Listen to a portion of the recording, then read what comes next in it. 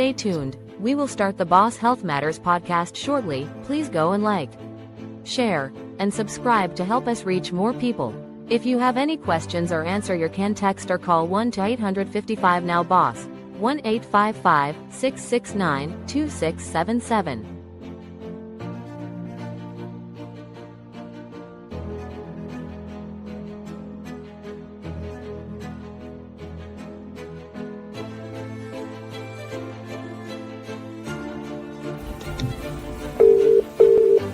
Opening up the phone lines. Let's see who's on the other end. Thank you for calling. Please hold for the next available representative. Opening up the phone lines. Let's see who's on the other end. Thank you for calling. Please hold for the next available representative. Stay tuned. We will start the Boss Health Matters podcast shortly. Please go and like, share, and subscribe to help us reach more people. If you have any questions or answer, you can text or call 1-855-NOW-BOSS, 1-855-669-2677.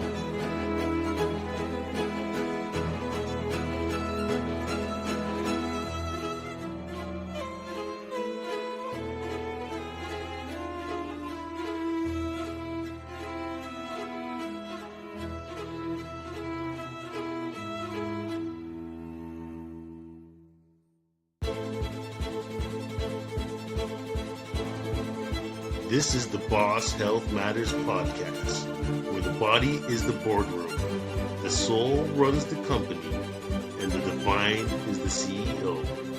We don't guess, we detect and correct.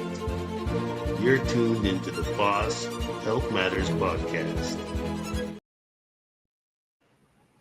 Hey there.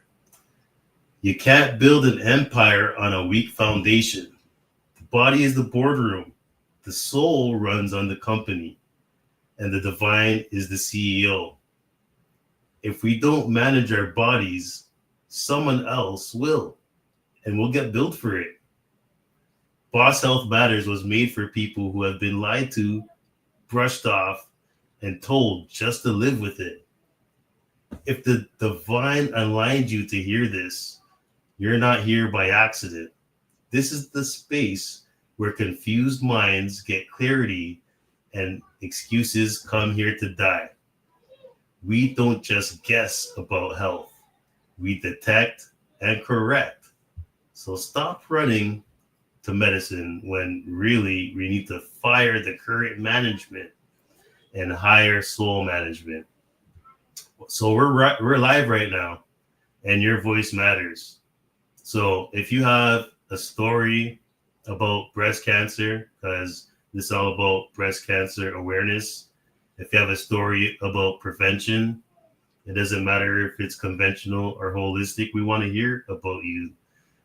Just call 1-855-NOW-BOSS. That's 1-855-669-2677. And at this time, I want to introduce you to my co-host, Shannon. Shannon, let everybody know all about you. Hi, I'm Shannon Lee Sin, and it's crazy to say, I just celebrated last year 14 years cancer-free from stage 3C colorectal cancer. I was diagnosed at 29, and I've been in remission for 14 years as of October 4th/5th. Crazy story, but I won't get into it right now. I'm also the host and founder of Blue Couch Chat, a live stream channel about colorectal cancer and other health issues and diseases like breast cancer, as well as mental health, and trying to erase stigmas and raise awareness and hopefully save lives, or at least help people through their journeys with their health issues or their mental health struggles. I believe it's my pain turning into purpose, and I believe it's why God has me here on earth, and I just want to help others. Thanks for being up onto the show and helping me co-host, Shannon, because without you, I don't know what I would do. I need, someone to share the love with. But at this time, we want to start the show off with a little bit of inspiration. And we're going to bring on Rhonda to give us some blessing from the Lord. Hey, Rhonda, how are you doing? Hi, how are you? All right, the stage is all yours. Okay. First, God, we give you all the honor and the glory. Lord, we ask you to bless this Boss Health Matters breast cancer awareness event. Lord, we ask you to encourage the survivors. We also ask you to encourage those that will possibly face breast cancer in the future. Lord, we ask you to encourage the speakers tonight and help them to be encouragement to those that will be on tonight. But Lord, let us be so very careful to give you all the honor and the glory.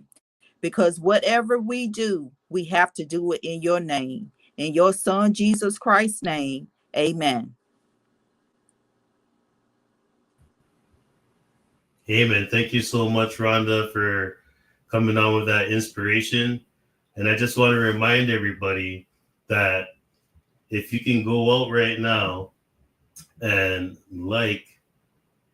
share, and subscribe to the show right now, and share it out to somebody that really needs to hear this message, it would be really helpful. So just subscribe, share, and hit that bell icon so you can know when we go live. So when you hit that bell icon, you know when we go live, and we can definitely make sure that you're up to date with what's going to take to, live the best life. So we're going to start off the show here, and we're going to bring on our first survivor. And I'm just going to let her speak for herself. So, Himisa, how are you doing?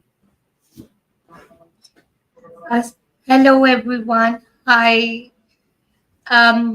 truly grateful and I appreciate Boss Couch to let me share my story. Today, I'm going to tell about my journey. I am an empowerment strategist, coach, timeline therapist, and I'm working on women empowerment through my platform called Resilience Riser by Osama Shamral.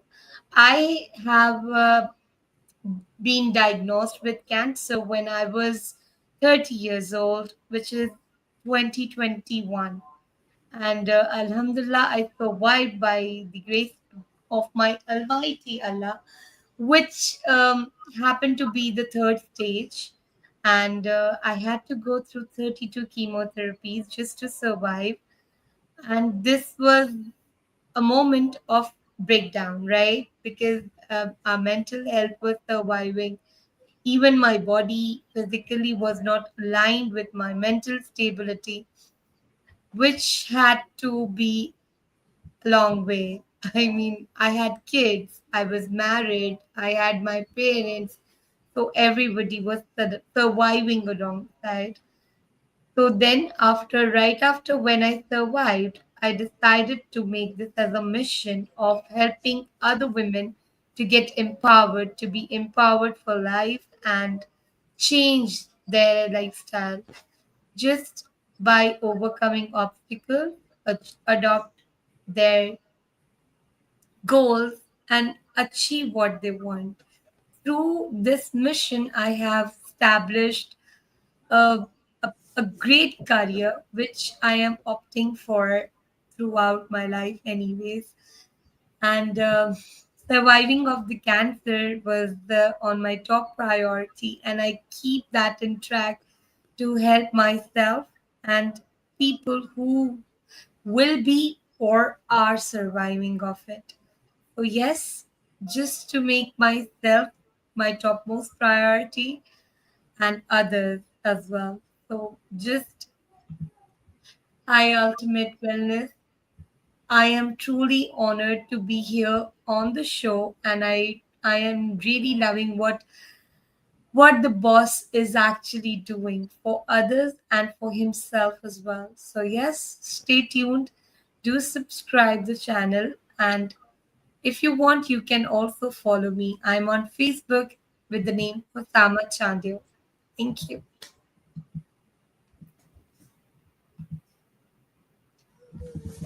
Wow. Thank you for introducing yourself.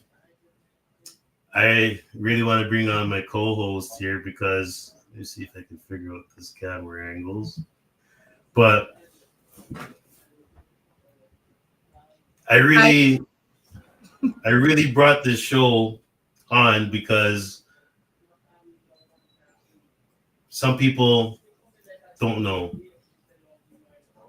and then some people find out when it's a little bit too late. But I want you to dive a little bit more deeper into your story on how you got diagnosed. That's an amazing question. I always love to share it because this can happen with anybody and anyone, anywhere. So yes, when I was third, I was actually celebrating my son's seventh birthday on the night of 31st December because my firstborn is a New Year baby. So we were celebrating his birthday, and the same moment I thought something new is going to happen, inshallah, next year. So what happened? I felt dizziness all of a sudden and a lump. The lump was not that big, but obviously, when I felt about what's going on inside my body, all of a sudden, I realized I should go for an ultrasound. So next morning, when it was 1st of Jan, I went to a doctor for ultrasound, and there and then I was diagnosed with an unfortunately I was diagnosed with cancer.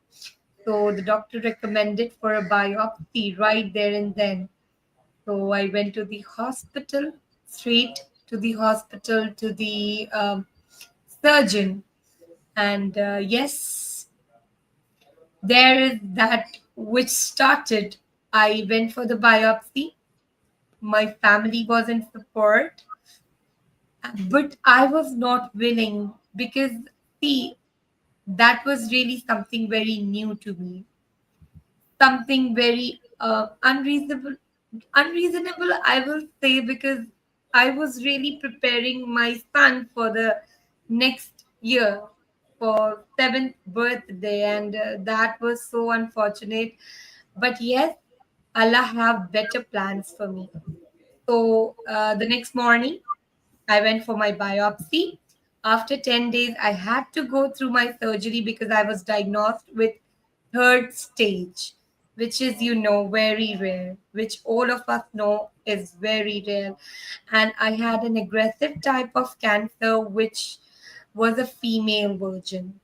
All right. So if the audience do not know, the cancer always have a male and a female version, obviously, like every other living thing. So I was diagnosed with a female version, and there and then I had to go for the surgery. I had to go for the with the removal, and then after 1 month, I had to start my chemotherapies, and the chemotherapies were really painful for me. I had to lose my hair. I had to, go through a mental trauma. I had my son, I had my daughter, and to let you guys know, my son was a neurodivergent.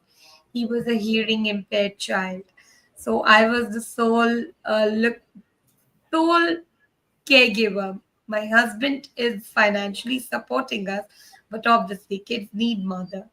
So I was there for them all the time. But yes, this is my story. I had to go through 32 chemotherapies just to survive. So yes, here I am surviving. But what actually changed me is an amazing story. My own story motivated me to be who I am today. Yes, you can be a change maker only if you make changes for yourself, not for others, but for yourself. I really appreciate your story, and I'm getting a little bit of the goosebumps. But you know, taking care of yourself and doing self-exams. That's what we're going to be talking about later. So I want you to stick around for that conversation, will you? Sure, sure, sure. I am right here with you. I just want to invite everybody that's watching live to know that the call in is actually working. Someone just tried to call, but that was right at the beginning of the show, and I was a little bit busy. And if you do have a question, you can definitely put it into the chat. Or if you do want to call in, I'll get that set up for you in a second. If you have a question for Husima or anybody on the show, Shannon, myself, we're definitely here to help and serve you as much as possible. So we'll get right back to you, Husima, and we want to bring Thank you on so much for Doc. having me here at Boss Couch. I'm really amazed and really thrilled to move forward. Thank you very much. So our next guest is Dr. Nijan Suban, and she's coming all the way from Europe, and she's a survivor. Are you ready there, doctor? I'm gonna bring you on stage. Can, can you hear me? Definitely, we can hear you. How are you doing? Oh, excellent. Very good. It's very early here in I, Europe. you said it's about 4 a.m., and I really appreciate you coming to serve, to come and tell your story. Yes, yes, So yes, I'm gonna, yes, I'm gonna kick off the stage, and we're gonna leave you to introduce yourself. yes. My name is Dr. Naya Zupan. I'm a mentor in multidimensional intelligence activation and founder of um, Energy Masters Academy. We actually support change makers to um, to really get a high potential to start to live high potential, and at the same time to stay healthy. Um, and this was actually the change that I also brought after the cancer story. What actually began as my cancer healing at the end was actually like um, my complete reconstruction of my life, reconstruction of my purpose, and rebuilding of complete my vitality and health. So, from my perspective, cancer was really a positive story. How I got diagnosed was through I meditated. And I heard one voice saying to me, "Leah, you have cancer." And mm, at first, I just want to erase everything. And then the voice said, "Naya, pay attention, you have cancer." Okay. And then in a few days, I went for a doctor and they confirmed it was aggressive form of ductal hormonal dependent cancer. It was stage 3 plus. And then, of course, they suggested um, 10 rounds of 3 days chemotherapies. They suggested 35 radiations treatments. They suggested 5 years of hormonal treatment, but I knew the story behind. All my female ancestors passed away for cancer. I was BRCA gene positive, and because of all these stories in the family, I said no to the chemotherapy, hormonal therapy, and radiation. Although, according to their words, I had only 5% chances to survive inter- without any chemical intervention. But here I am. I don't treat myself or I don't call myself a survivor because survival means something, person who battled. But in fact, I was healed in only 6 months, actually only 3 months. Because at the beginning, I started to battle the cancer. So I was fighting with it. But then I recognized that this is not my way that I really want. So I started to love cancer. So with loving, um, uh, when I embraced everything what was happening in my life, only in 3 months, uh, the doctors said that there is nothing anymore. So from my perspective, love really heals, and that was the true um, um, I would say outgrowing story of the cancer. So that enabled me to really start and to reconstruct my entire life.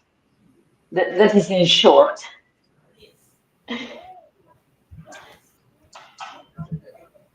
Wow, Dr. Suban, that is a very powerful story.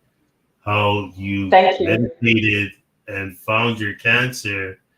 And you said, what, 3 months you went back and it was gone? Yes, exactly. In 3 months. Yeah, in 3 months. Yeah, I definitely can relate to your story. And I want you to stick around for a little bit longer because we want to share some of those tips that maybe you can share and hopefully um, leave your contact information so we can get the public to contact you to contact us that maybe are looking for different solutions or maybe haven't been diagnosed. um, Shannon, do we have any statistics right now as what's going on with breast cancer and everything like that? We'll bring you back in a second there, Doc, unless you have anything you want to say before we bring you right back. Um, I would really like to say that whatever option you choose for your healing, it's very important that you work also on your personal and spiritual development because all illnesses, including cancer, they are here. We get them only because we need some. To make some steps. For example, I said that when I embraced love in my life, in my body, I embraced also cancer with love. Um, Love is really high frequency, and with and all emotions uh, high frequency emotions are gratitude, are uh, love, our peace. So we need to practice this.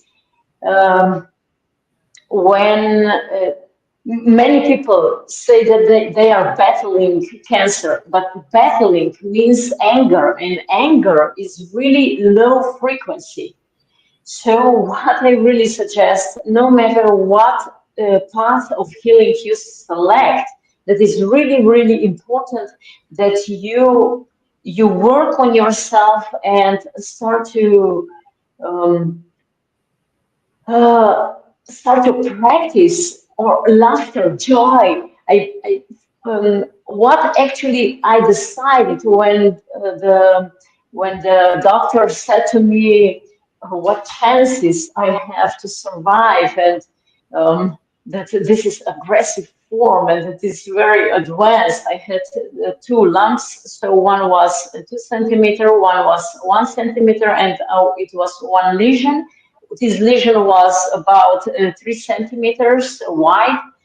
Um, so when doctor said, she said this to me, she revealed this to me with really sad face. But I said, "Oh, thank you for this." I was really, started practicing all this, um, all this what I felt, all this gratitude. Oh, I'm so thankful to know now. I know exactly what to work on, and when I came out of the office, I decided that I at least 1 hour per day I'm going to sing, laugh, and dance.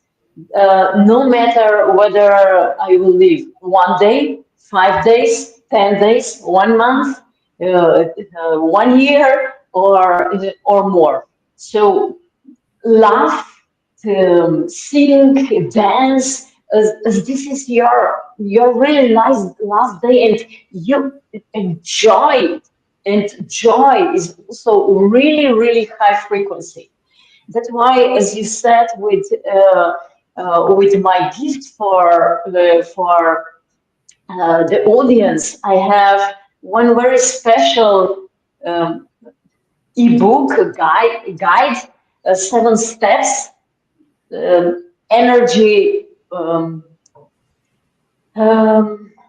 energy mastery in action, and the where you get it is high frequency energy formula.com, because with these practices that are described in this guide, really help you to keep high frequency no matter what path of healing you select. So high frequency energy formula.com. It's in English, so high frequency energy formula.com, and you get This this ebook.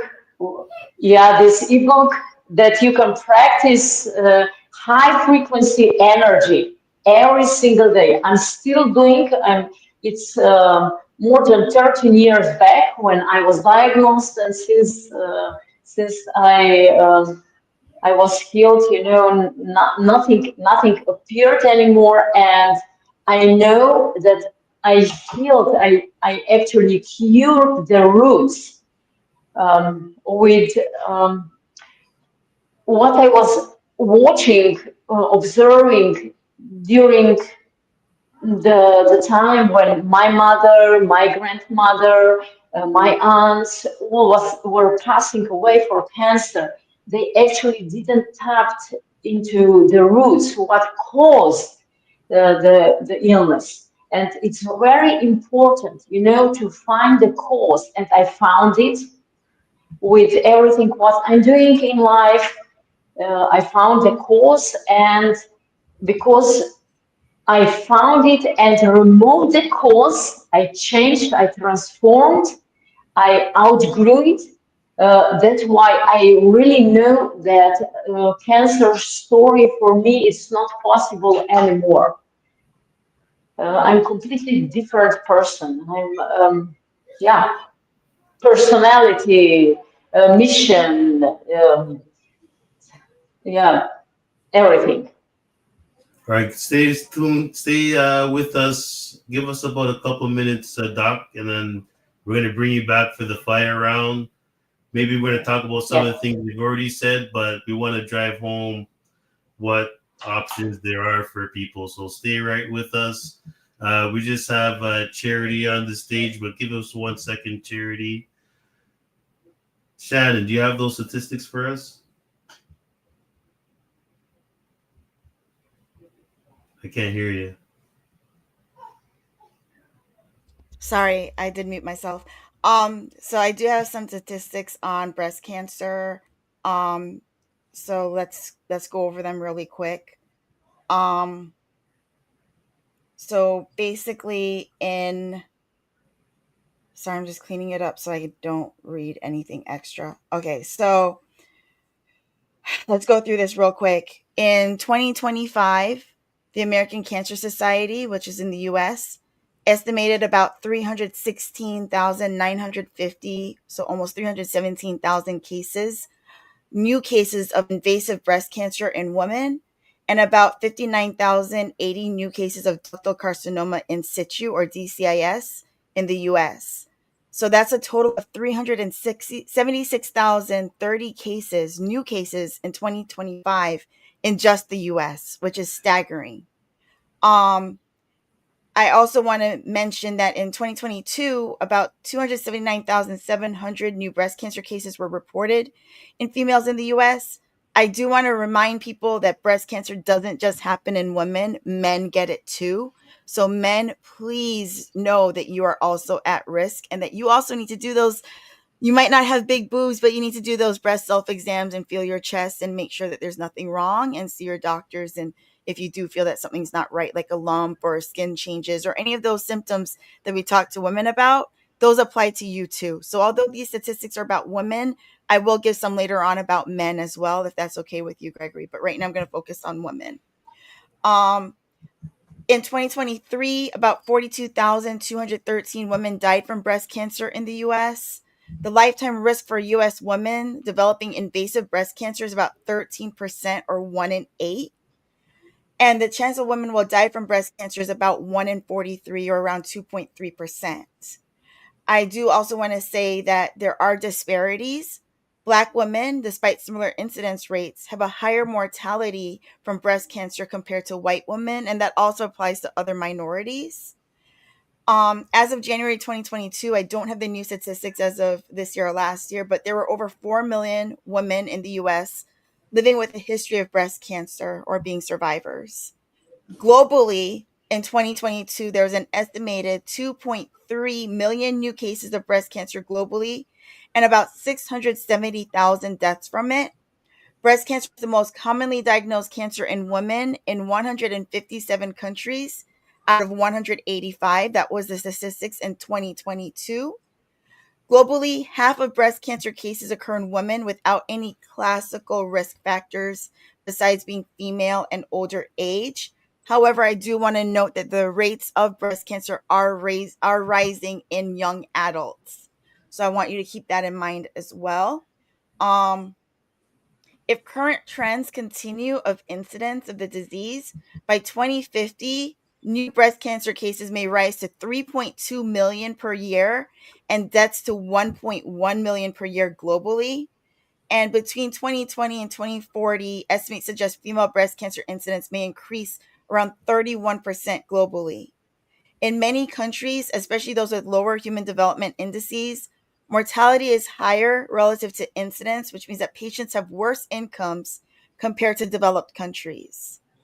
I also want to note that worldwide in 2022, there were approximately 20 million new cancer cases and 9.7 million cancer deaths globally, and breast cancer attributed to 2.3 million of those cases. Breast cancer was among the leading cause, around 6.9% of cancer deaths globally. And like I said, by 2050, new cases globally may rise to 35 million annually, which is around a 77% increase from 2022. The burden of cancer is rising, especially in low and middle income countries, partly due to aging, population growth, and shifts in risk factors like smoking, obesity, and not exercising, as well as diet.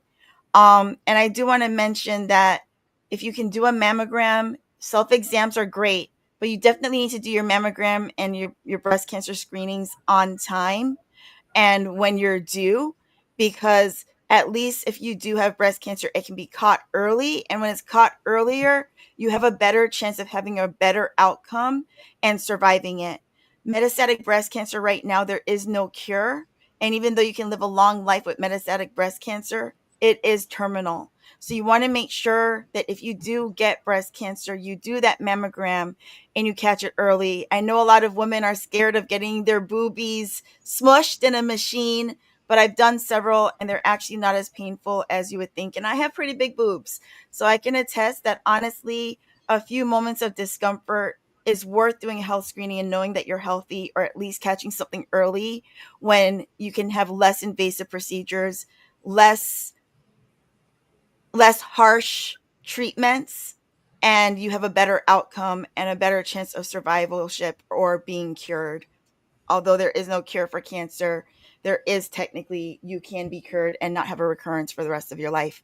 But you're better off having a chance of that if you do your screenings and you catch this early, just like with any cancer. So I do want to mention that. And then I'll look up some men's statistics for you because it's really important that we look out for our men too. Thank you very you. much. And I want to let Charity introduce herself, but just before she does, Rhonda, I really want to take a pause for a second, because one thing that I really heard that we need is more love. I think you can just bless us with a quick verse that would introduce more love for ourselves, so we can maybe do the self-examinations, maybe do the meditation and ask God to show us where these nodules are, or whatever the case is. Let's hear what you got to say.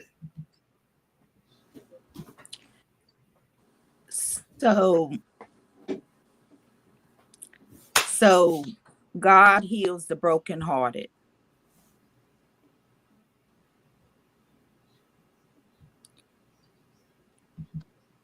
And that comes from, yes, God heals the brokenhearted, and that comes from, and I apologize, the scripture comes from Jeremiah.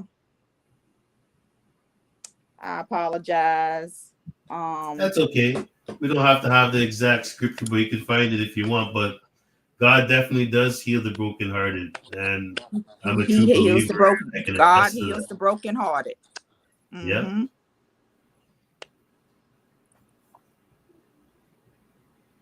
So while you're finding that scripture, Charity, welcome to the stage. Tell us a little bit about yourself.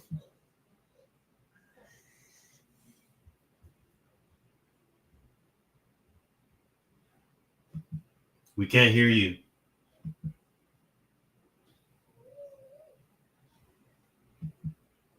No, we still can't hear you.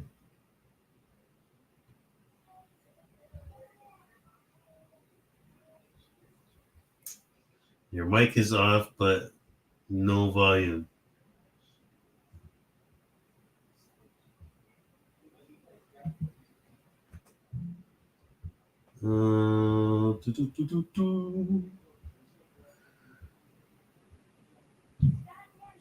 Still nothing there, Charity. Let's see if we can get your sound to get going there in a second.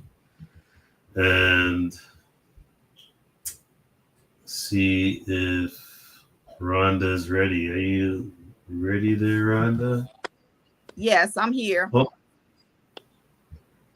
Okay, you're up on stage. You just have to open up your camera and then yeah. I can definitely hear you now. We can see you. Okay, Psalms 147:3. He heals the brokenhearted and binds up their wounds. I think that says it all. So I definitely think Dr. Zupan is up to something, and it comes straight from the Bible. Let's see. Okay, Charity is off and getting her stuff done. Let's bring everybody on stage. And Usima, are you there? We're ready. We're going to do some fire rounds. Yes. I thought I'll just stay quiet for a while, listening to wonderful people. You know what? There's one lady that never got to introduce herself, and I'm going to give her an opportunity, and that is Regina. Regina, you there? I'm here. Good evening, everyone. The stage is yours. Hi, I'm Regina Polk. I am a health counselor, and I don't have a personal. I haven't been personally affected as far as myself with breast cancer, but I do have relatives who were affected. My mom is a survivor, and my sister unfortunately passed away from it, but she had it 3 times. And her last case, she had it metastasized. But the one thing that I've listened to the other ladies, and I am grateful that you are alive and you took other measures to take a look at the, different options for um, for basically up leveling your health to improve your quality of life and also to help the body heal.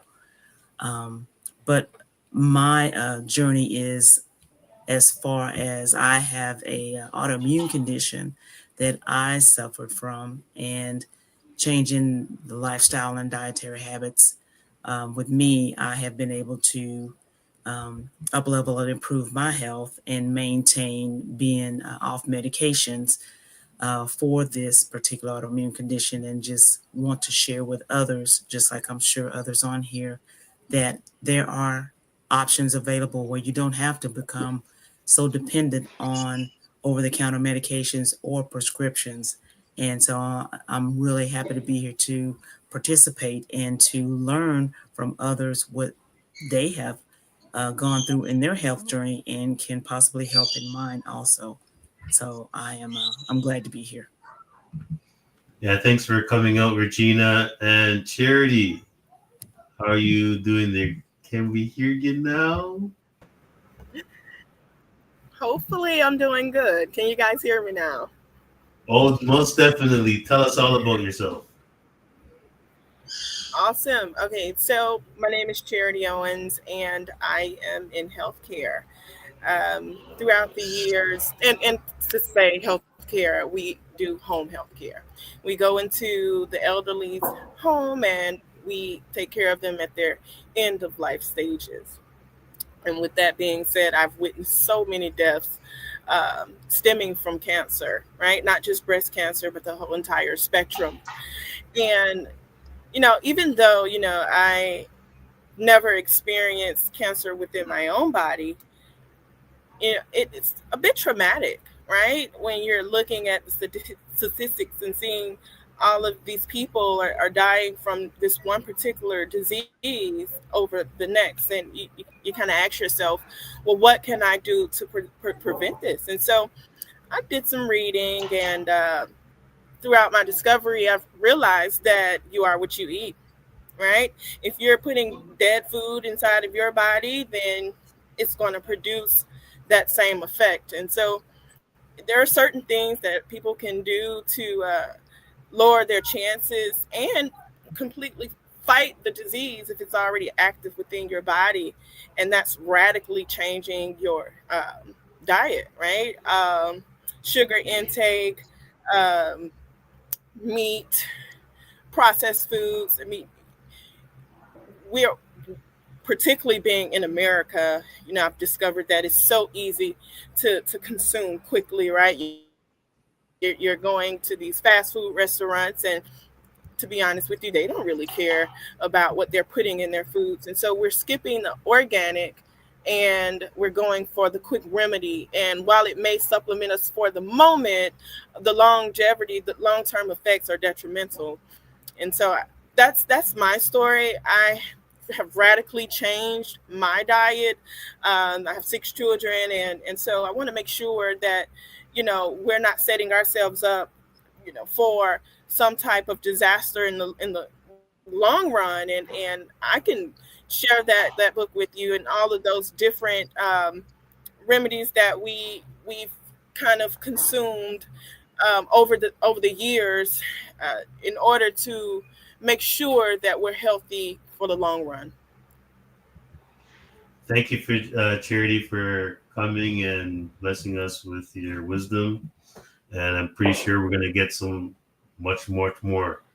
So let's start off with the fire round. So you guys can see there's a timer at the top. Try to keep it to a minute, but we've heard your stories from the survivors here, and now we want to hear from the professionals, and some of the professionals are survivors. But what stood out, and what can we all learn from it? But I think Shannon brought up a good thing about getting checked and mammograms and stuff. But my question to the panel would be, how could women protect their bodies during chemotherapy?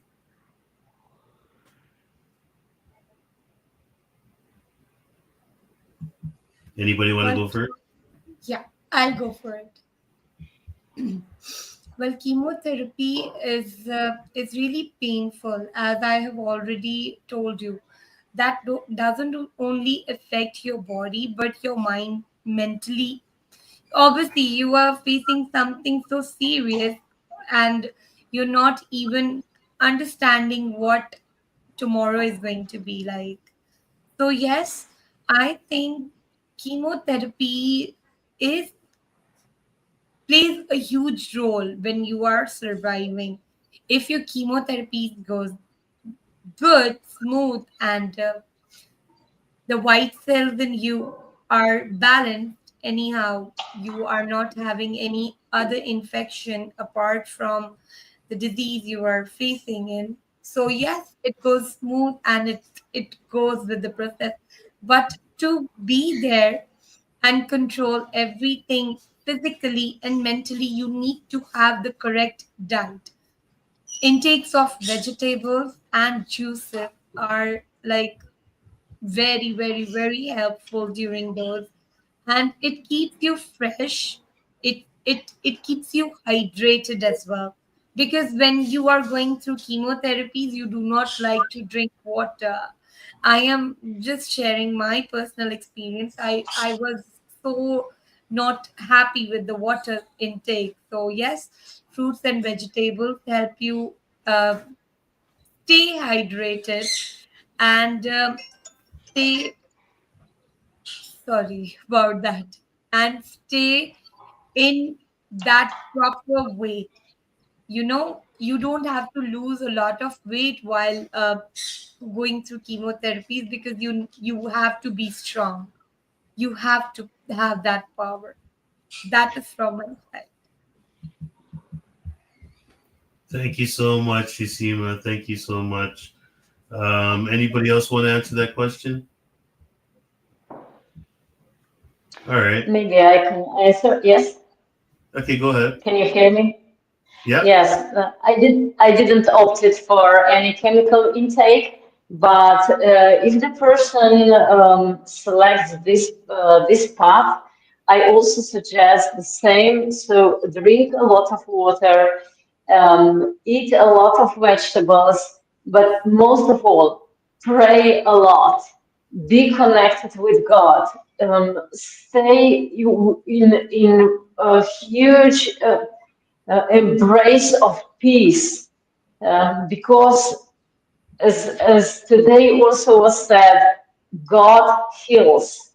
Or you can call it God, Allah, or Buddha, or whatever deity you call, whatever religion you are in, something that is huger than we are. So stay like really in arms of the universe, and keep this faith and trust that everything is going to be all right.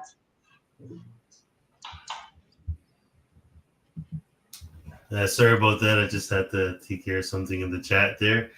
But moving on, how can faith and science work together in healing?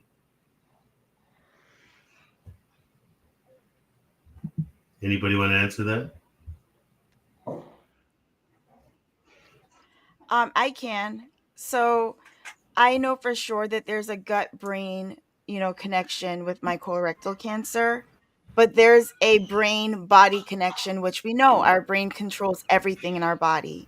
And I have this thing called loose knees. I surf, and I believe that my faith and my positivity and everything else, like my family, even my pets, keep me afloat on my board so I can ride the waves. And a rogue wave in my life was my colon cancer. It just came out of nowhere and was absolutely destructive. And I had to rebuild from it, and I had to find a way to ride all the waves that it brought with it afterwards, all the aftershocks, everything.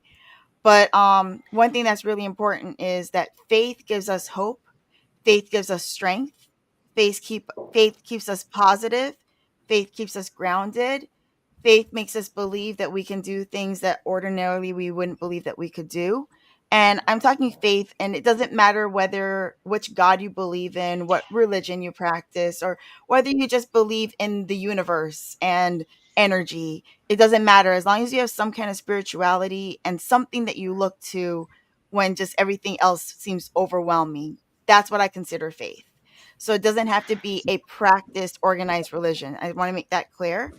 But I honestly believe that my faith, when I heard the words, "You have cancer," and my first thought was, "Oh God, this is going to be one heck of a fight." But I knew that I had God with me. I knew I had the power to heal me.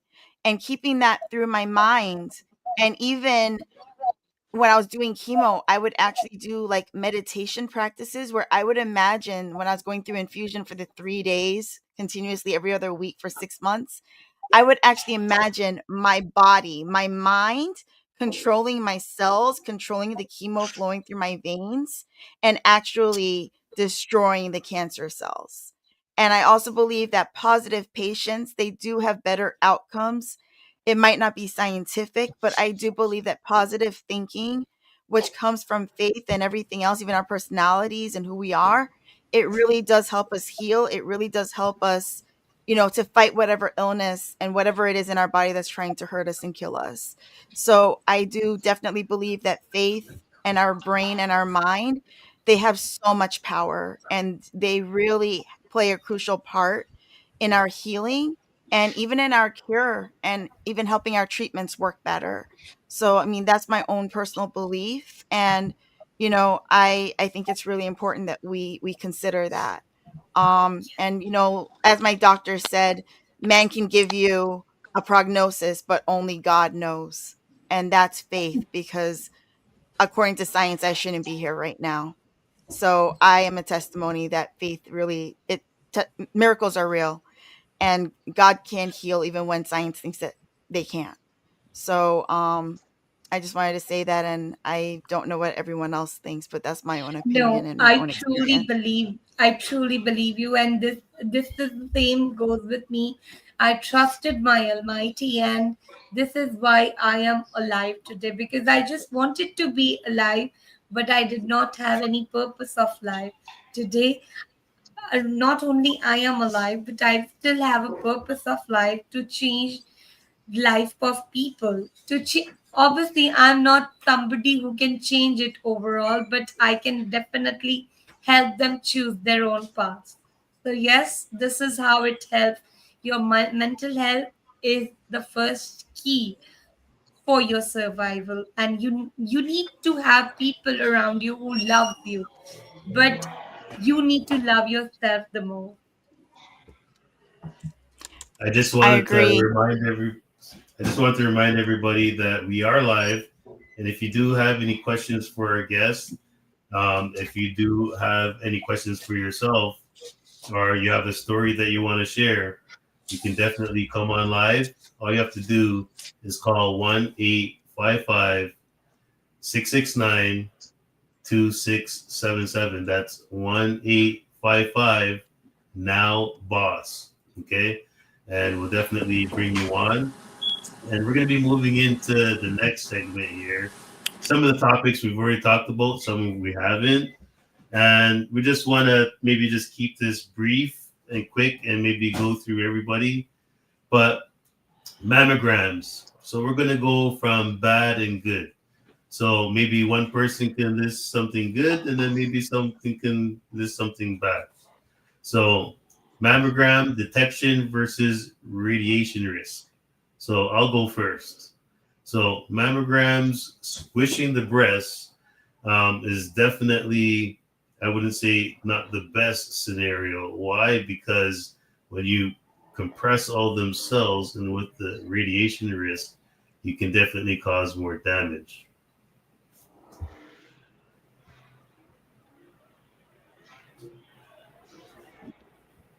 I do Anything want to else? say, though, we have to consider the risk benefit ratio. So that's why we push mammograms. It's a low radiation risk compared to the benefit of possibly catching this early. And some breast cancers do tend to be really invasive. So that's why it's really important to do your mammograms on time. I'm going to just put in my personal thing here. I'm a colon cancer survivor. I have medical fatigue. I'm tired of doctors. I'm tired of scans. I'm tired of being poked, prodded, cut, have IVs in me, hospitalizations, all of it. I'm tired. And over 14 years, I mean, I spent 3 weeks in the hospital just in September, despite being a survivor and cancer free. So, I honestly skipped out on my mammograms for a little while, for 2 years. And when I went and did this mammogram this year in April, they found a very concerning lump that wasn't there 2 years ago. Now, because I didn't do a mammogram for 2 years, we don't know how quick it's been growing. We don't know what it is. And so now I have to do mammograms every 6 months for the next 2 years. Whereas if I had done my mammograms when I should have been, I might actually be at the point now of finding out whether it's nothing or something. So I set myself back 2 years in the time frame because I skipped a simple test that I knew that I should have done. I have a family history of breast cancer as well. So it's really important that I should have done my screenings. And so I'm using my own testimony to share with you that, having colon cancer and then having an abnormal mammogram and not knowing what's going on and being on a watch and wait, you never believe that a lump is normal, and it's always very triggering. So the mental aspect of that is way worse than if I had done my mammograms every year like I should have done. So I want to use that to urge you to spend a little bit of time to do your screenings, do your colonoscopies, do your pap smears, do your mammograms. Men, do your colonoscopies, test for breast cancer, do your self exams, check your prostate, do it all, check your lungs out if you're having difficulty breathing. Like, healthcare is self-care, and if you love yourself, you've got to do your scans and take care of your health. You can't love yourself and not take care of yourself health wise and trying to catch these things early, because everyone is at risk. And the way that the world is right now, everyone is at increased risk. Cancer is so prevalent. And, like I said, breast cancer has been affecting men too, young men even. So we really need to spread the word like what we're doing and have these conversations.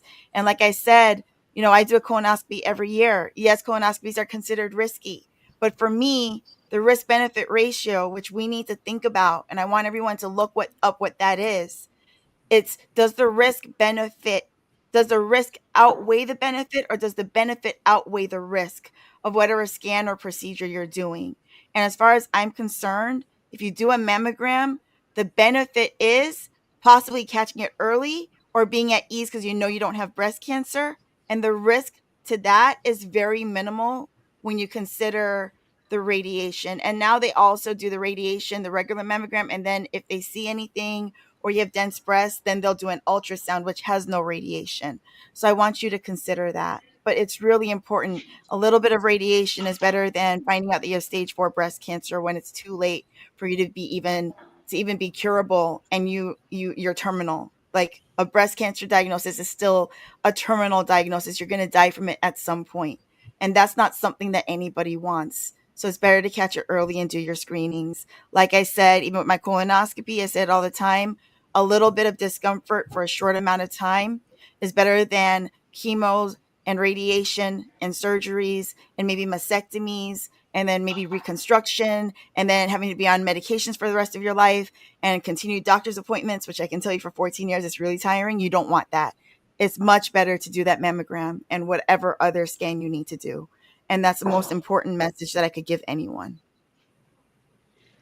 So the next topic is surgery. So you got quick fixes or root cause. Anybody want to go with that? I Quick think fix or root it's cause? I think it's better to discover the root cause on the initial stage rather going for the surgeries, because surgeries are painful and after process is also painful. So why not just going for your screenings, your blood tests, and your routine medical checkups beforehand? Anybody else? And do your Um, screenings before you have I symptoms. would, yeah, I would go. So what is really, really important is really calm down. This world is so in fast pace that nobody listens to him or herself. So what I suggest is really to sit and just keep breathing, just pay attention to everything what is going on inside you. So what actually means discovering root cause? It's not as the doctor says, um, that it's I don't know, genes or this damaged cells, cancer cells. This is not the cause. The cause is in different patterns. For example, survival mode pattern, or inherited trauma, or scarcity, or karma. Probably somebody of you know what karma is. It's coming from expression, or this word is coming from Eastern, but it means actually that are lessons that we need to learn. So all the disease, no matter what disease this is, it's here only to help us to evolve, to become more human being. So for me, discovering root cause was not in a physical sense, but it was in personal and spiritual sense. And I really, although all my female ancestors, all of them, so my mother, all my aunts, uh, grandmothers, all passed away from cancer. So it was running something in the family. And I was just next one on the row. But because I have discovered the true cause of the cancer and removed it from my bones, from my spirit, from my soul, um, this means no doctor appointments, no treatments, aggressive chemicals to my body, no aggressive examinations, because I healed myself. I outgrew the cancer. I became a completely different person. So this is really important, and not patients, clients um, that um, want to go for a really natural healing with me, have the same experiences. It was 3 years back that I had one client. He was diagnosed with terminal cancer, and because doctors said that they don't have anything to do anymore. So we started to work on it. And in only 1 year, he was cancer free, and still now he's cancer free because we removed he, everything what caused the cancer. And this is not just food. Yes, for many people, food is very important because, as was today said already, that food, processed food, unorganic food is not healthy. Yes, that I agree with this. But the cause is in your soul, it's in your spirit, it's in your personality. So what I advise really to find the roots of the cancer and outgrowth, grow, yeah, change yourself. I definitely want to weigh into this because I have a client that had breast cancer and went through all of the motions of getting the surgery and, doing the mammogram, getting the surgery, doing the chemo, and the cancer came back. And the only thing the doctor was interested in was going to do the same thing all over again, doing the surgery, doing the chemo. And, you know, Einstein said doing the same thing over and over is insanity. And Exactly. I truly believe that if you really have to get the surgery done, I'm not going to tell you no. I'm not a medical doctor. I'm not going to tell you not to get the surgery. But I am a holistic, professional. And I will tell you that you still need to address the root cause of the issue, because I don't want you to end up to be just like my client doing the same thing all over again. So the client came to me with the situation, and I basically told him exactly what we needed to do.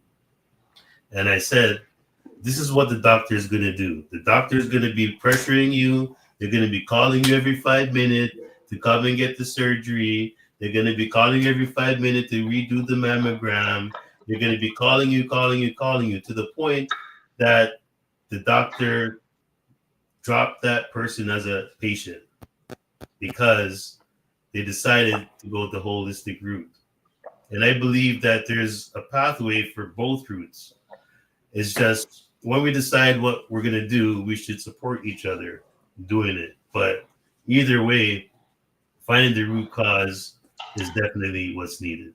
So the next topic is going to be prescription drugs. So short-term stabilizers versus long-term trap. I mean, with breast cancer, one of the things that come up is improper estrogen levels and hormones. Anybody want to go first? Short-term stabilizers versus long-term trap. I don't have any experiences in drugs because I declined everything. But my hormones were on at that time on a roller coaster. So estrogens were really like playing, really high levels. But hormones are just expression of emotions, deep emotions of subconscious. So I go again to the option: discover yourself, what is going on in your roots.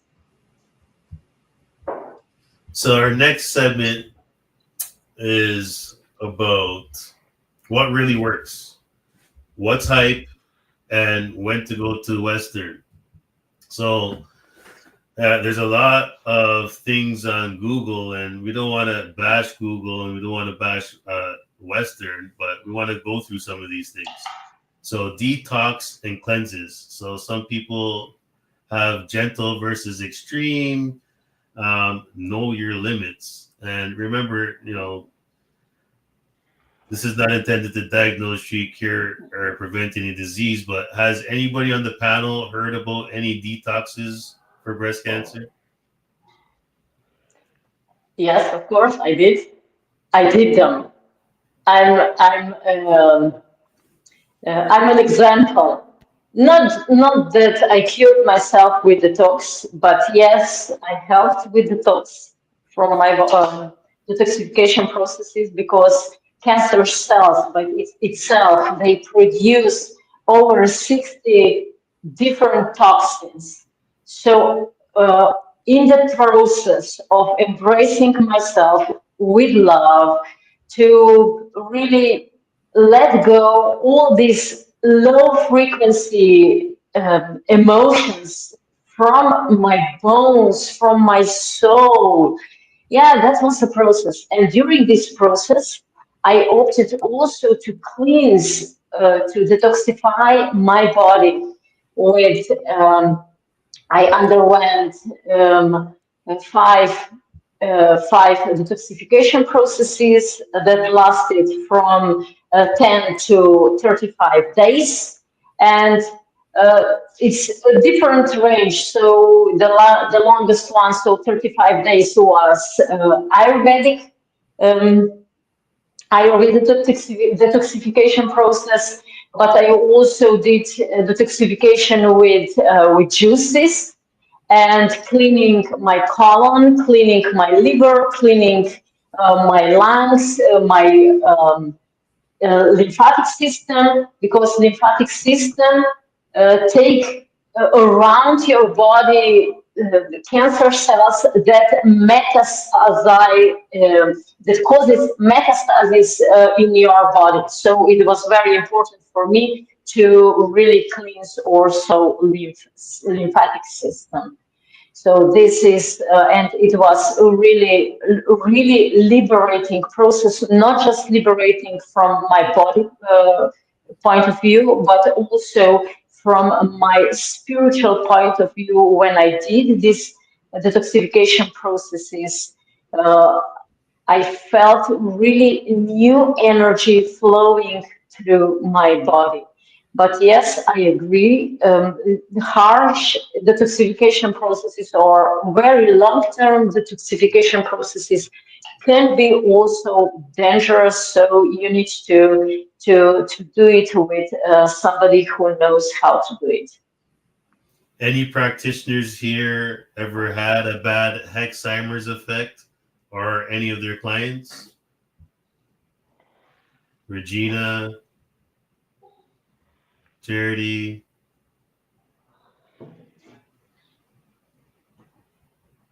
No? You mean practitioner for detoxification?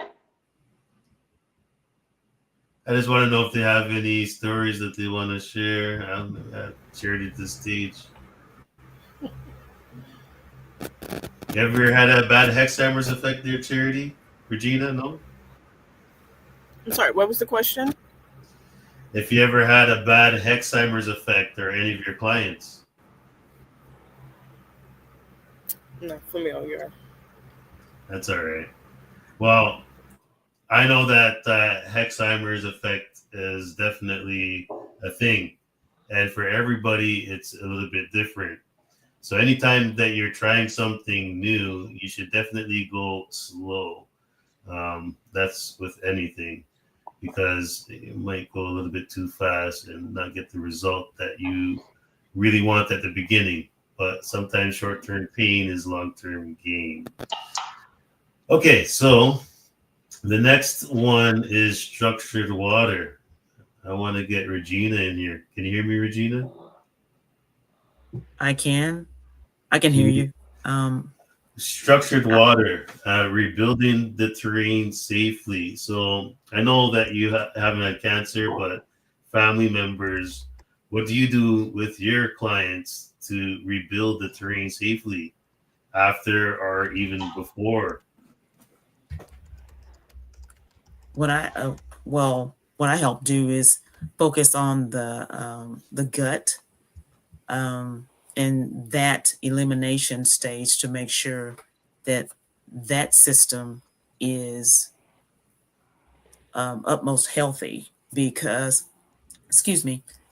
because as a lot of people know, the gut is the key to a lot of how the other systems in the body works.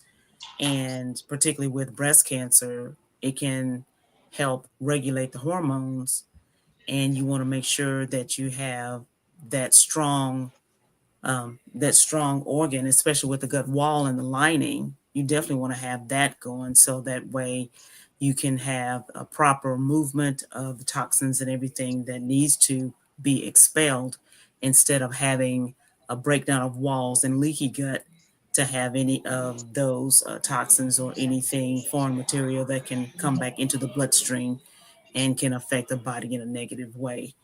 And so that is my primary focus is basically having that gut in really good shape, so that way you can do the detoxes, you can have the flushes going through, because you want to have a system going that that you can just eliminate efficiently.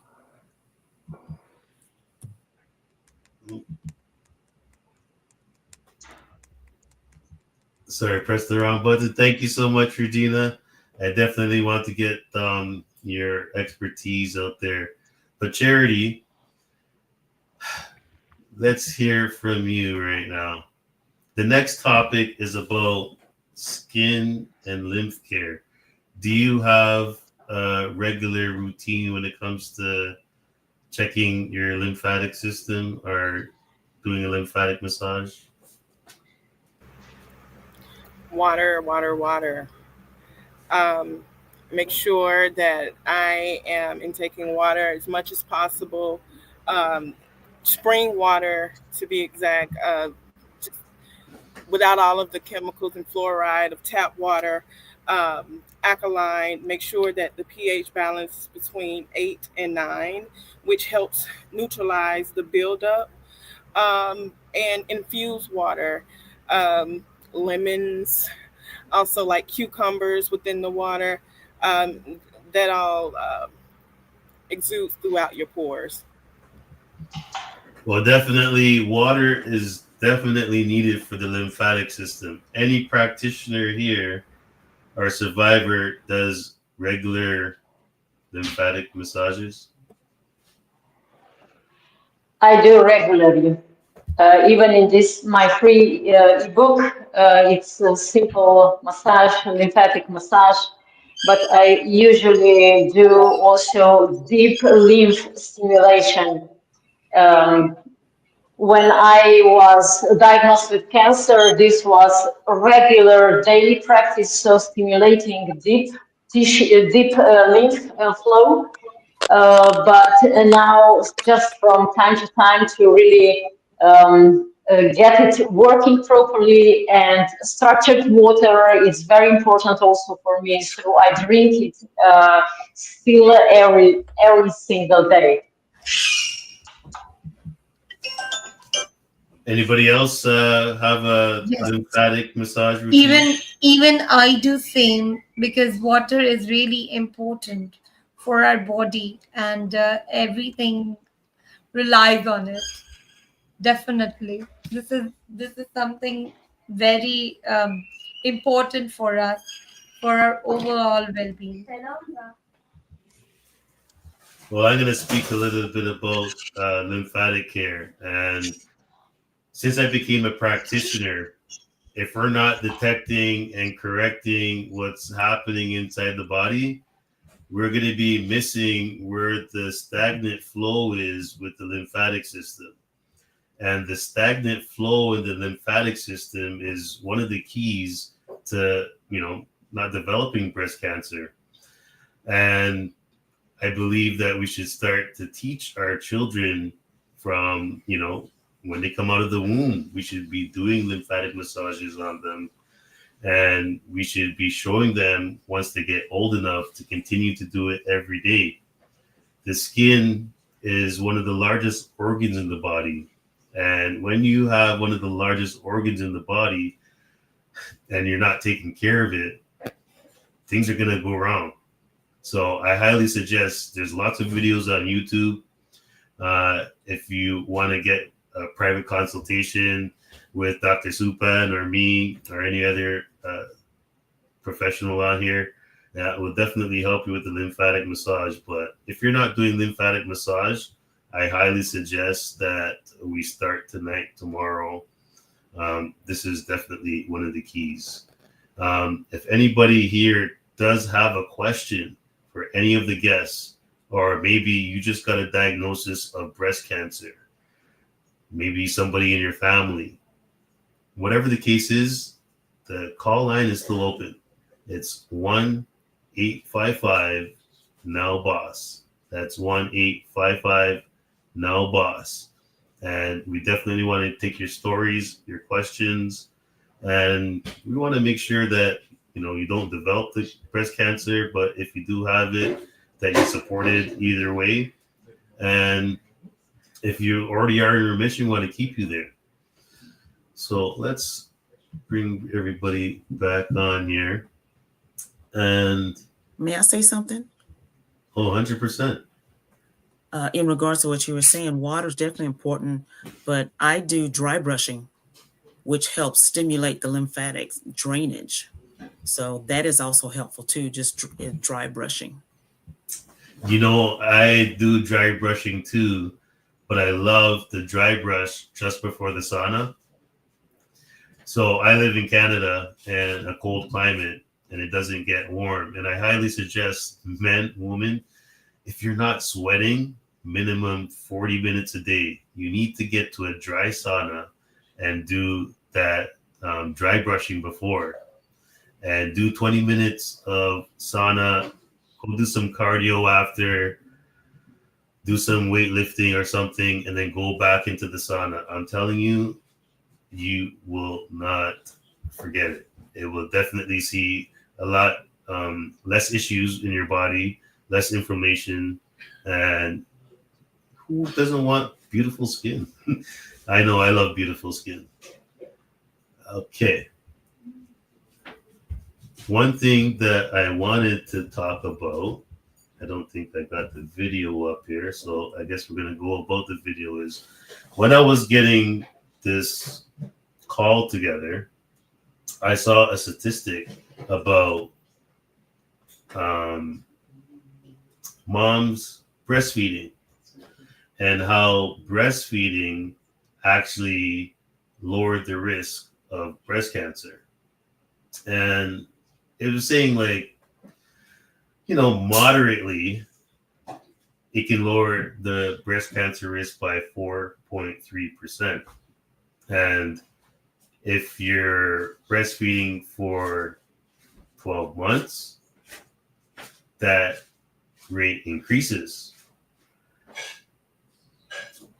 I'm a holistic professional, and I always preach, let's stop drinking the cow's milk and let's drink the human milk. So my question to the panel is that, do you believe that women that start breastfeeding should stop breastfeeding in order to save face with their breasts and lacticity, or keep on breastfeeding to keep themselves and their family nutritious while reducing the breast cancer? And I love to get an answer from everybody. Well, I've breastfed 6 children, right? And some all the way up into 2 years old. And it is, the benefit is far outweighs this vain thought of what you think the outside looks to you, or what you feel like your breasts may look like afterwards. The children, they have a stronger immune system. They're smarter. It's just so many different benefits from breastfeeding your children in general. And then in regards to milk, right? These cows, no other species in the world drinks another animal's milk to feed their children. If you are trying to feed a cow, then you feed it cow milk, right? Not a child cow milk. It has properties within the cow milk that produces cancer-causing reactions within a person's body, and it's proven. You can look it up. Antibiotics that they put into those cows, they have a reactive cancer-causing property within it. So you have to make sure that you're feeding your children, starting from an early age, the right things, so that they can grow to be those strong, healthy individuals that you want them to be.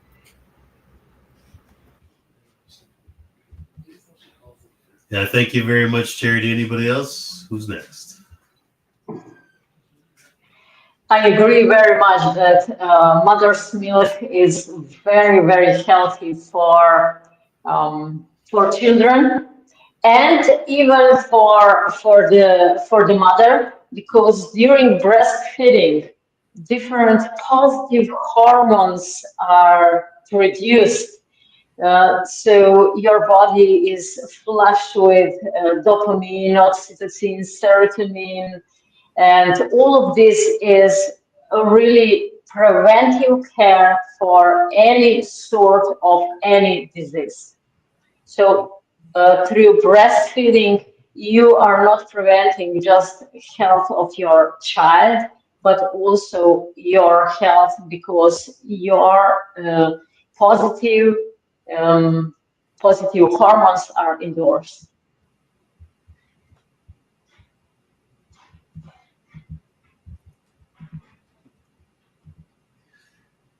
Who's next? You see him? Are you there? Or we lost your connection? Is there any topic that anybody here that wants to talk about that we miss that they believe someone needs to hear to I help do. them do the fight or not get into the fight? Go ahead. So I just want to talk about the power of the healing in forgiveness. And so the benefits of forgiveness has impacts on your mental health. It has impacts on your physical health. And I just also want to share a story with you, a poem. I am the story.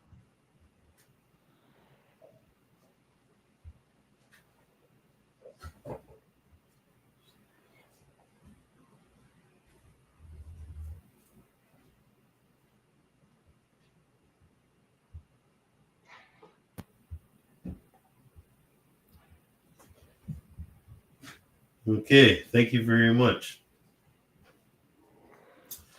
Maybe I can add also something about emotions. I remember this, like Regina said about forgiveness. Yes, yeah, it's forgiveness. For example, for cancer, is characteristic is a guilt and shame. So find out what deep in your heart lies connected to guilt and shame, and forgive yourself and forgive others for everything what you have done and what others have done to you.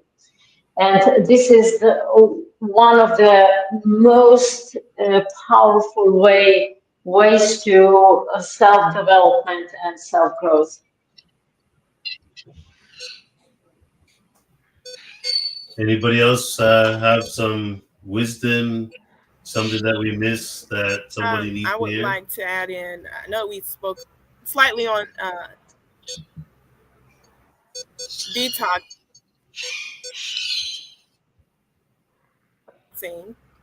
but I also wanted to kind of most animals when they don't feel well, they'll go in hibernation. They won't eat, and then they'll allow their bodies to fight off the disease. But when we continue, if we're not feeling good, and we continue to put food on top of food, you're not allowing your body to I would say dissolve of those toxic characteristics that you have in your body that could potentially cause harm later on. If you would allow even totally fasting and then slowly reintroducing food in your bodies little by little, such as if I went on a water fast for 3 days and then I would slowly eat fruit. Let's see how that fruit affects my body, right? And then intake some vegetables, and then start with your meats, and see how that makes your body feels, because your body talks to you, right? I was eating some salmon, and it had a whole bunch of different things on it, and I said, "Why does my head hurt? What is it? Why am I feeling slightly lightheaded?" The food that I was eating is telling me something in there that it's not agreeing with me, and I need to lower my intake. But if you're already so filled with all of these different foods, red meat, milk, you'll be so full that you won't be able to hear your body and feel your body, unlike if it's empty and then you slowly reintroduce it again. I hope that makes sense. Oh, 100% does make sense. And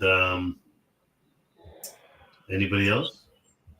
I would like to add something as well.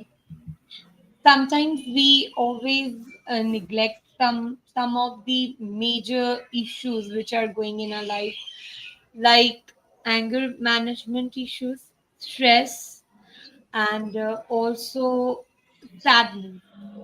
This is the beginning of the mode where our physical health continues to feel faded, feel unrealizing, not even realizing that we are facing such issues because we don't take these issues on our topmost priority.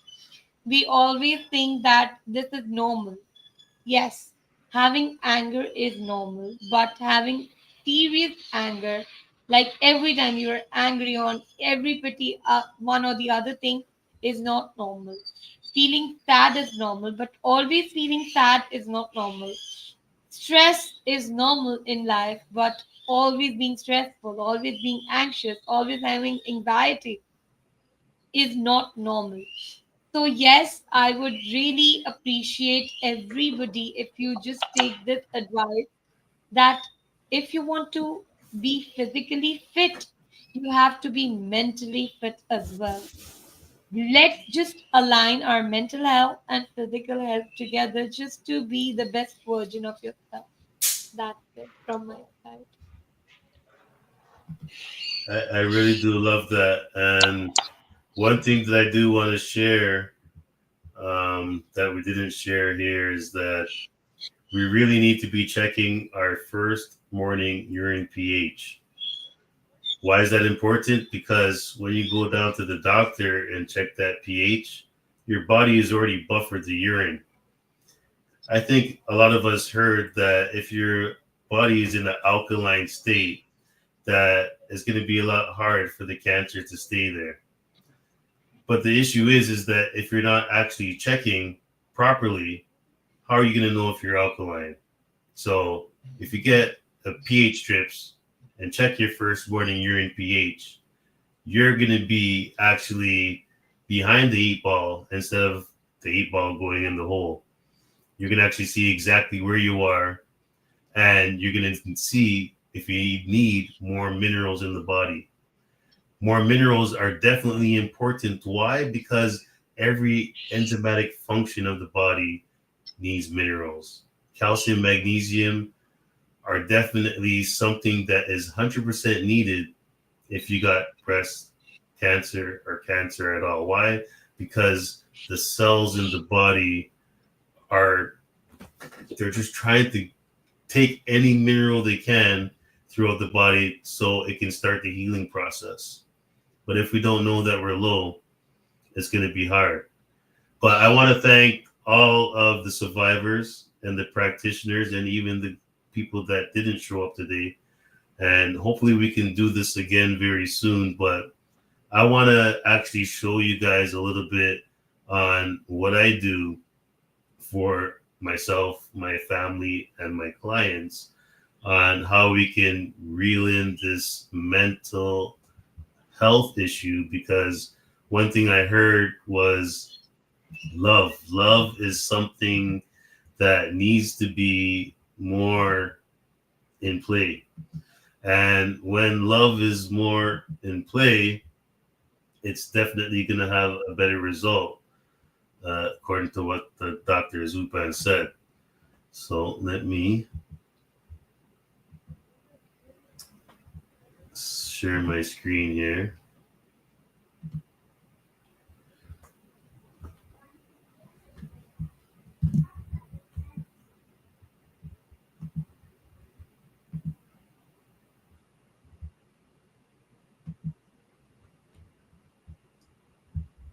Oh, Gregory, Yeah. So at some point I'd like to go into the male cancer stats as well before we end. Yeah, Just so that we just focus on them. So we're just good. when I'm done this, it's all you. Sounds. So, can you see my screen? I think so. Yeah. So this is how I roll in myself, and I use this program to figure out what was going on inside of me, and it helped me to reconnect with the Lord. But I just go into the inner voice program. You just use your first name, your last name, your email address, height, weight, birthday, and I can make a profile. And once you got the profile in, you just talk for 10 seconds. Hi, I'm Gregory Hall. I'm the Quantum Health Boss. I'm live on this podcast showing people how to figure out what's going on with your emotions. And it's going to go ahead and scan me, and it's going to see what's going on with emotional, physical, and it's also going to give some suggestions on what the issue is. But the biggest thing that I'm going to be looking for right now is where my low emotions are. Because anywhere where the low emotion is, that's harboring the trapped emotions. So trapped emotions, I would say, is where all the physical issues are. Once we start peeling away those layers like an onion, then we can start to get the part where we start to feel better and get a better result when it comes to healing. And even if you're doing, Western medicine, it's definitely going to give you a better result. So right now, after I scan myself, my low frequency is F. So center low. So let's go and see what it says for my body.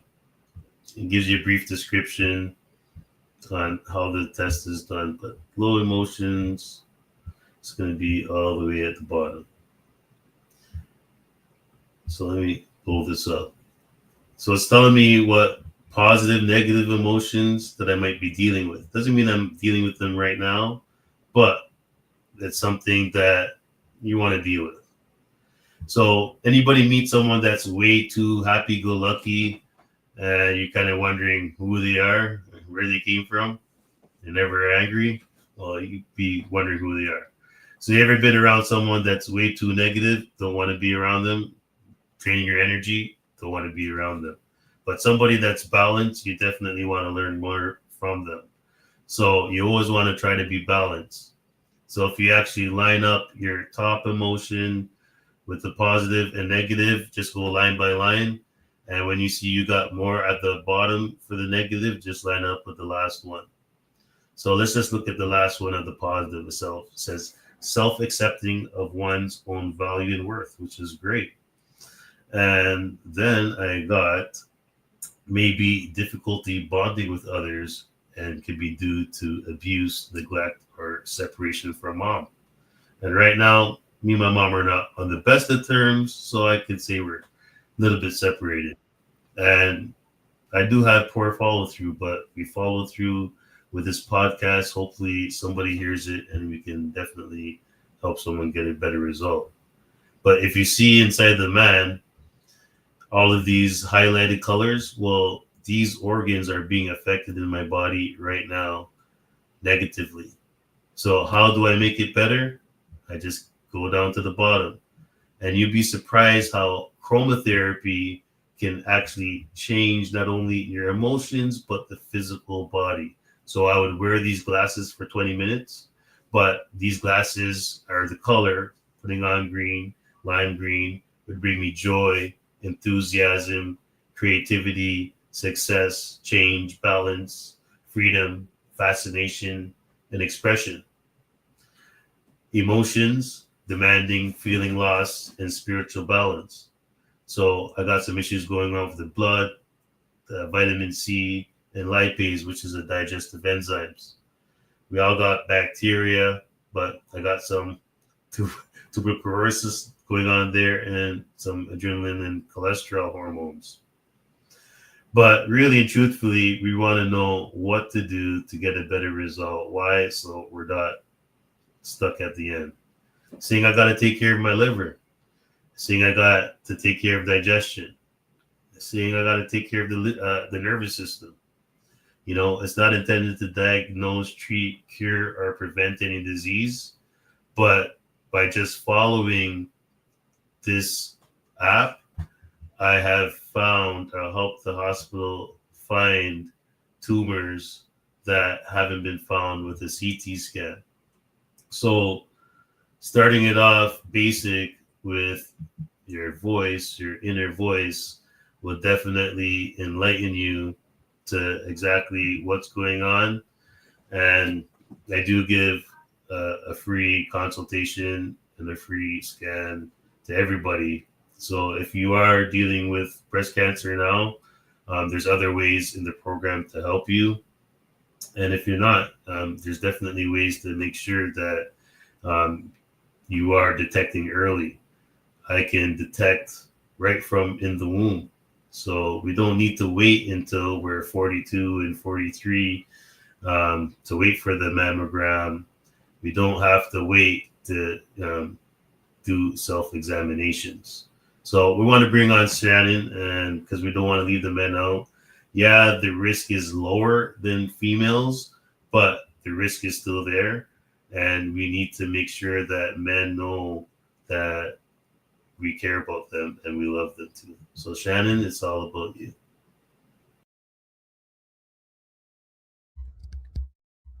Thank you, Gregory. So I just want to, as we said, breast cancer affects men and women.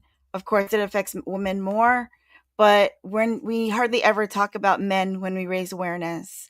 And I've seen several men be diagnosed with breast cancer, and I've seen several men succumb to breast cancer. And so this is a really, personal topic for me because I've actually seen that this happens, and a lot of times they really don't know their risk, and doctors don't tell them that they need to be screened. So I think it's really important that we raise awareness of this. In terms of male breast cancer in the US, it is considered very rare. It is less than 1% of all breast cancer cases in the US, but 1% is 1%. That's just like I was told that I had a 5% chance of being diagnosed with colon cancer at the age of 29. Hey, I fell in that 5%. Somebody has to fall in that 1%, and it could be you if you're a man, or it could be somebody that you love, a friend, a relative, a coworker. So it's really important that you let them know that they need to be screened for this as well and to not be ashamed. Each year in the US, although it's less than 1% of breast cancer cases, each year in the US, around 2,800 men are expected to be diagnosed with invasive breast cancer, and about 510 will die from it. Lifetime risk for a man developing breast cancer is about 1 in 726. And men are typically diagnosed at older ages around 67, but I have seen younger men in their 30s or 40s be diagnosed with this as well. Because it's rare and less expected, male breast cancer is often discovered and diagnosed at later stages, which can worsen the outcomes and increase the chance of mortality compared to earlier detection, which is why that men, you need to get screened for breast cancer as well. Globally, around 0.5% to 1% of all breast cancers are estimated to occur in men. In 2021, there were about 38,800 new cases of male breast cancer worldwide. And the global incidence rate among men is low, of course, but GlobalCan data suggests that 0.5 to 1 new cases per 100,000 men per year are diagnosed in men in many parts of the world. And so that's not too rare when you think about it. Male breast cancer also accounts for about 1% of all male cancers globally. And I think it's really important that we talk about this and we tell the men in our lives that this is another screening that they need to do. So it's not just the colonoscopy, it's not just the prostate exam, it's not just, checking for diabetes or heart disease or anything like that. they also need to get their mammograms and get screened too, or at least when they have a physical, have the doctor do a digital exam, a manual exam to make sure that there's nothing wrong. And then if they do feel something suspicious, then they can refer you for the mammogram. But I definitely think that it's really important, and men also need to learn how to do the self breast exam, because I know several young women where doing self breast exams actually saved their lives and helped them to catch their cancer early. So please, men, make sure you take care of your health. Women, take care of your health. Everyone, take care of your health. If you have kids, you need to think about them too and make sure that they stay healthy. You need to take them to the doctors to get checked out and get physicals. Self care, as I said, is healthcare is self care, and it's a way of showing ourselves that we love each other and ourselves. And we need to share our stories, and we need to share these statistics, because we never know whose life we might save. And so it's really important. So thank you.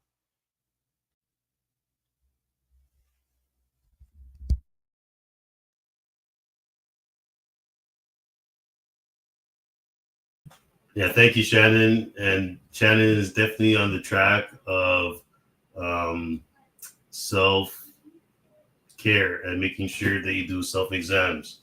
Like I just did one the other day, guys, and I have a red light. It's 660 Newton meter light. And doesn't matter if you're a man or a woman, you turn off the light and put it towards your breast. You can see all the vasodilation going on in the breast, and you can actually see lumps. So you can see what's going on before you get to the doctor. So when you get to the doctor, instead of asking questions, you can be an advocate for yourself and speak up and get the help that you need. But as we transition here, I was going to say survivors, but I got to say we got faith leaders here. And there's two verses in the Bible that I want to leave you with. And that's Mark 5, verse 34, and Romans 12, verse 2. Faith without discipline is just noise. Tonight, we move with purpose. If you are stuck, we have the phone number, 1-855-NOW-BOSS. Doesn't matter when it is. If you hear this, call it. If you have a question for any of our guests, I'll make sure that I forward the questions over to them and they can get back to you as soon as possible. And we'll make sure that we're going to list all of their websites on the description so you can get to them, because we really need to move with purpose tonight. Awareness without action is wasted faith. The divine designed you to lead, not wait. Manage your body, protect your temple, and live like a boss. And remember that 1-855-NOW-BOSS or 1-855-669-2677 is your lifeline. It may save a life.